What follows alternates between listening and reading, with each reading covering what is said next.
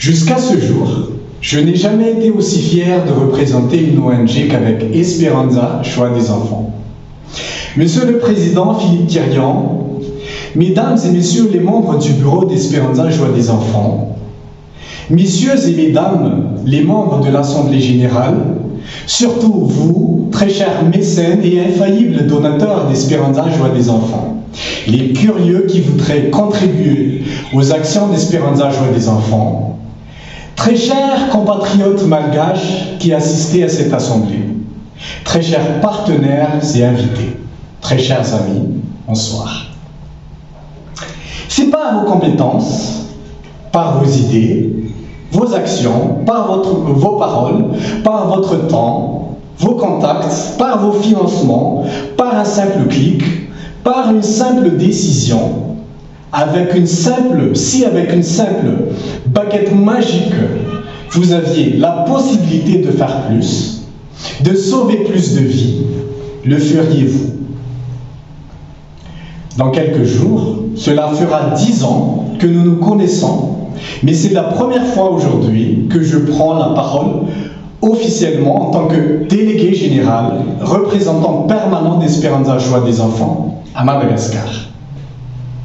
En effet, c'est à la fin de l'année 2022 que nous avons pu avoir le fameux accord de siège avec l'État malgache signé par son Excellence le ministre des Affaires étrangères après quand même une année d'aventure administrative.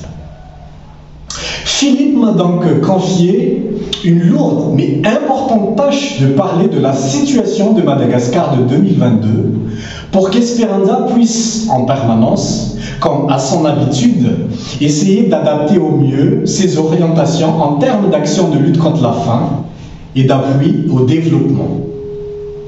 Les chiffres et les données ne manquent pas puisqu'il suffit de taper Madagascar 2022 sur Google pour tomber directement sur des mots comme pauvreté, malnutrition, taux de criminalité, instabilité politique, etc. Si Monsieur le Président me le permet donc aujourd'hui, je vais plutôt intervenir non pas en tant que délégué général, mais tout simplement en tant que malgache. Il est évident que ce n'est pas en 2022 que Madagascar est devenu pauvre.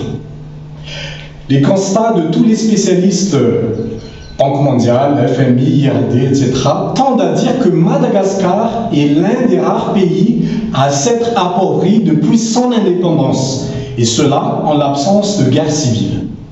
Toutefois, depuis ces dernières années, et surtout en 2022, le pays est en proie à une grave crise alimentaire en raison des conditions climatiques difficiles. La pire sécheresse jamais connue depuis 40 ans dans le sud et inversement la succession des forts cyclones et tempêtes tropicales traversant chaque année le pays. En 2022, selon le BNGRC, Bureau national de gestion des risques et des catastrophes, info relayée par les grandes instances comme la FAO, l'UNICEF ou encore les télévisions françaises, avec les cyclones et tempêtes tropicales intenses Batirai, Ana, Dumako ou Ennati, nous avons déploré 206 morts et 460 150 sinistrés. Une soixantaine de centres de santé détruits, près de 7000 salles de classe endommagées et plus de 2000 complètement détruites. Plus de 17 000 maisons détruites, inondées. L'agriculture est dévastée sur une grande partie du territoire malgache. D'un côté, dans le Grand Sud, avec la sécheresse, de nombreux habitants sont réduits à se nourrir, parfois de cuire, pour tenter de survivre. Un demi-million, c'est le nombre d'enfants âgés de moins de 5 ans qui souffrent de malnutrition aiguë à Madagascar, selon le Programme alimentaire mondial, le PAM, et l'UNICEF dans un communiqué commun publié le 26 juillet 2022. La situation alimentaire et nutritionnelle reste précaire. Selon toujours le PAM, à la mi-septembre 2022, 8,8 millions de personnes à Madagascar, donc environ 33% de la population, sont en situation d'insécurité alimentaire. La situation continuerait à se détériorer, en particulier dans le sud de Madagascar. Madagascar subit la première crise de la faim causée par le dérèglement climatique selon l'ONU. Le capital humain de Madagascar est l'un des plus faibles au monde. Selon le rapport de la Banque mondiale en 2022, le pays a le 4e taux de malnutrition chronique le plus élevé au monde. 97% des enfants malgaches âgés de 10 ans sont incapables de lire et de comprendre un texte court et adapté à leur âge. Madagascar dispose d'un système de protection sociale naissant qui ne couvre que 6% des personnes. Les dépenses liées au filet de sécurité sont très faibles, 0,3% du PIB, contre une moyenne de 1,2% du PIB en Afrique subsaharienne, de 20% dans les pays de l'OCDE et de 30% en France. Je pourrais encore vous citer quelques chiffres supplémentaires, mais je crois que cela est suffisant pour comprendre que 2022 a été encore plus difficile pour Madagascar. Le message est donc simple. Les enfants de Madagascar ont toujours besoin d'Esperanza. Les enfants de Madagascar ont besoin de vous. J'ai été très content lorsque les membres du bureau m'ont proposé la mission de délégué général.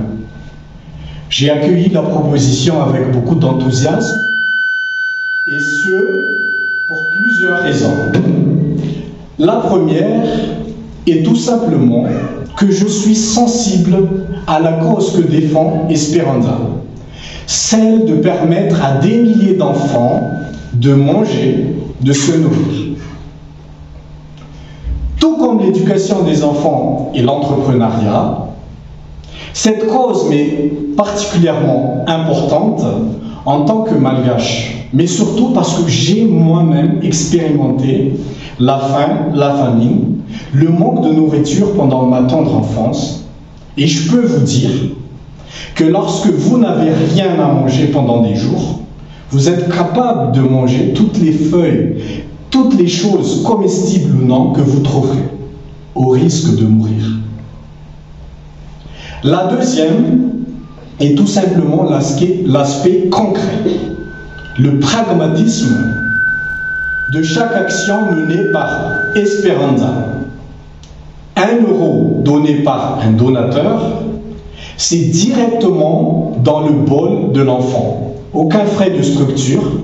L'argent arrive dans le compte des cantines et des écoles via Esperanza et directement utilisé par ceux-ci à 100% pour les actions prévues, fonctionnement des cantines et projets de développement. Et enfin, tout simplement, la qualité des contacts, l'amitié que chaque membre du bureau entretient avec les collaborateurs ici à Madagascar. Ce qui, pour moi, exprime le réel intérêt que portent les membres aux actions, mais surtout et aussi à chaque individu avec qui ils collaborent. Je suis fier de faire partie de ce cercle. L'Esperanza se développe également et doit toujours se développer afin de toucher le maximum d'enfants. En septembre 2022, j'étais très fier d'aller représenter Esperanza pour inaugurer le nouveau centre nutritionnel d'Académie Sacré. Mais j'ai été surtout content de savoir que 80 enfants supplémentaires vont pouvoir bien manger au moins une fois dans la journée, tous les jours. Dans quelques mois, je vais, je l'espère de tout mon cœur, inaugurer 4 nouvelles salles de classe pour les enfants du collège Saint-Francisco-Marteau à Mbanandjan, un des endroits les plus isolés de Madagascar. Les 19 et 20 avril 2022, Nous avons pu, avec Axel Bell, Numa Carafa et Vincent Comte, 3 volontaires français animés par le séminaire,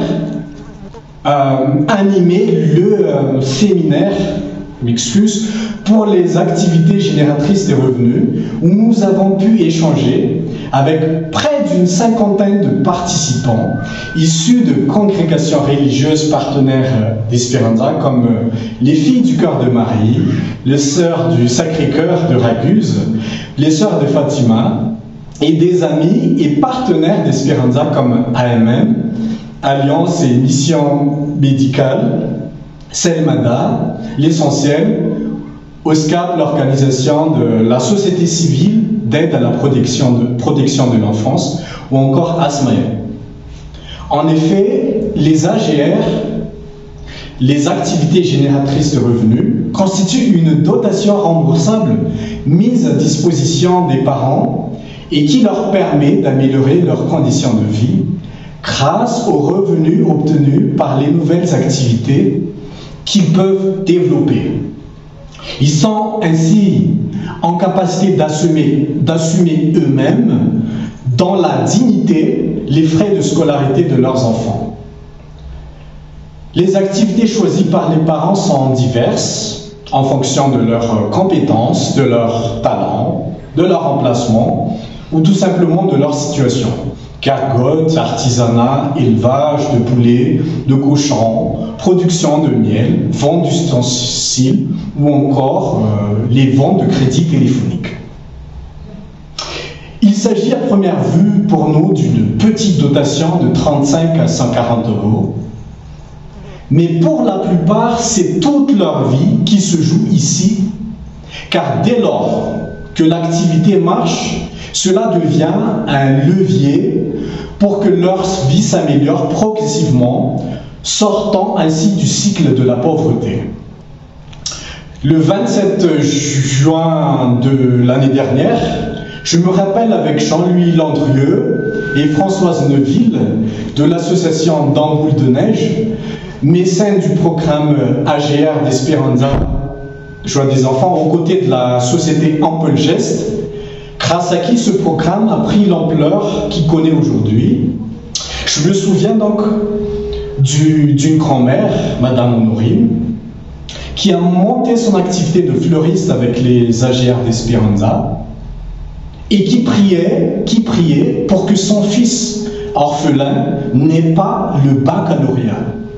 Tellement elle voulait, après remboursement, reprendre un second crédit pour pouvoir développer son activité, et là, elle pourrait, selon elle, payer l'université de celui-ci. Le SMIC malgache est de 54 € par mois. 50 €, c'est un repas par jour pendant une année pour un enfant. Autant dire que les quelques euros que nous donnons, en plus de redonner le sourire aux enfants, sont une grande délivrance pour les familles. Un enfant qui mange étudie mieux, et cela s'observe dans les écoles soutenues par Espéranza et où il y a la cantine. Chaque soutien que nous apportons à ces écoles permet à celles-ci de se développer, d'avoir de meilleurs résultats, de meilleures chances de réussite aux enfants. Chaque aide que nous apportons aux parents à travers les AGR les soulage, les sauve du grand poids de la pauvreté.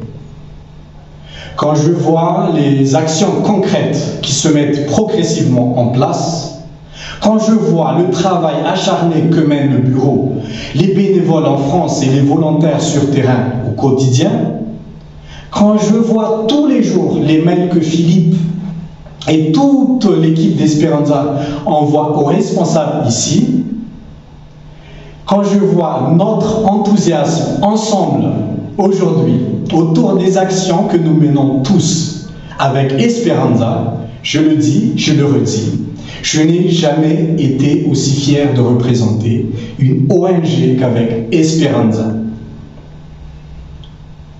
En 2022, les conditions ont été certes encore plus difficiles à Madagascar, mais cela ne doit pas nous décourager. Au contraire, ces enfants ont besoin de vous plus que jamais. Ce que nous devons retenir, c'est que nous avons la chance de pouvoir nourrir des milliers d'enfants. Nous avons le pouvoir de sauver ces familles de la pauvreté. Nous avons la chance de construire un monde meilleur pour ces enfants démunis. Mesdames et messieurs, chers amis, si par vos compétences, vos idées, vos actions, vos paroles, votre temps, vos contacts, vos financements, un simple clic ou une simple décision, si avec une simple baguette magique, vous aviez la possibilité de faire plus, de sauver plus de vies, le feriez-vous?